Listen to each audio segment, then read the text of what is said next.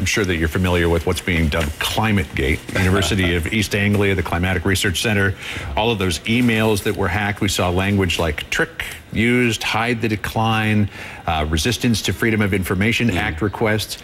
I wonder what your thoughts are about this. And on the surface, at the very least, does it look suspicious?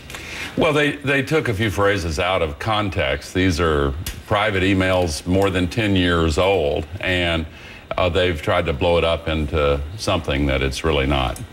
Just to pick one example, some of those exchanges you're talking about had to do with years ago whether or not a study that they thought was of poor quality and shouldn't belong in the scientific report should be excluded from the report. Well, they had exchanges back and forth. It ended up in the report, fully analyzed and discussed. So if you take one little thing from 10 years ago out of context and describe it inaccurately, then it becomes a controversy without any real substance. Some of them were from 10 years ago, but many of them were far more recent than that, some as recent as last year. But, I talked with Professor Peter Liss, who is the interim director of the Climatic Research Unit. He thought that, in fact, this would have some sort of an impact on public opinion, that people who weren't sure or were skeptical might become more so. What do you think? Well, that's a separate question.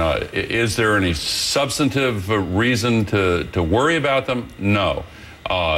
Does the noise machine of the climate deniers blow them out of proportion and fool some people into thinking they have substance? Well, that's another matter, and I don't know how to respond to that.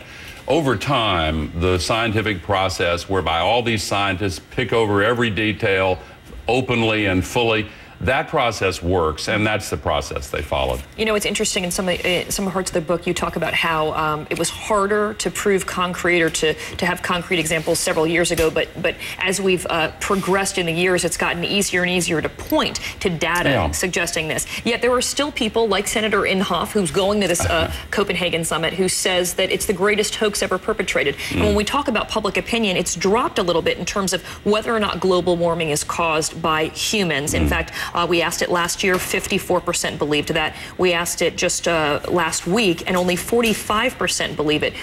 Is it frustrating for you to think that perhaps less people believe humans are responsible for at least some of our climate change?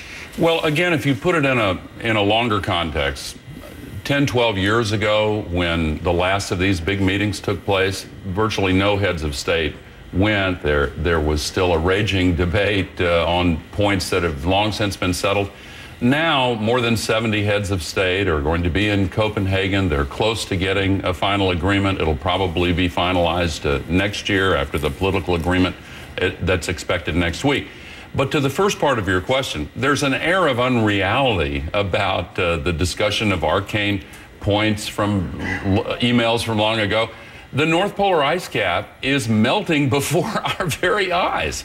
It's been the size of the continental United States for most of the last 3 million years, and now suddenly 40% of it's gone, and the rest of it is expected to disappear within 5, 10, 15 years. The mountain glaciers all over the world are melting, many of them at a greatly accelerated rate, threatening drinking water supplies. We've had these record storms, record droughts, floods, giant fires, unprecedented, all over the world. The evergreen trees of the American West are dying by the millions because the warming trend is making them vulnerable to pests that they could resist in the colder weather in which they evolved.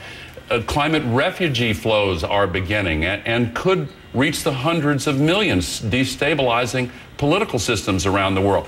Sea levels are rising. These changes are now beginning to unfold right in front of our eyes.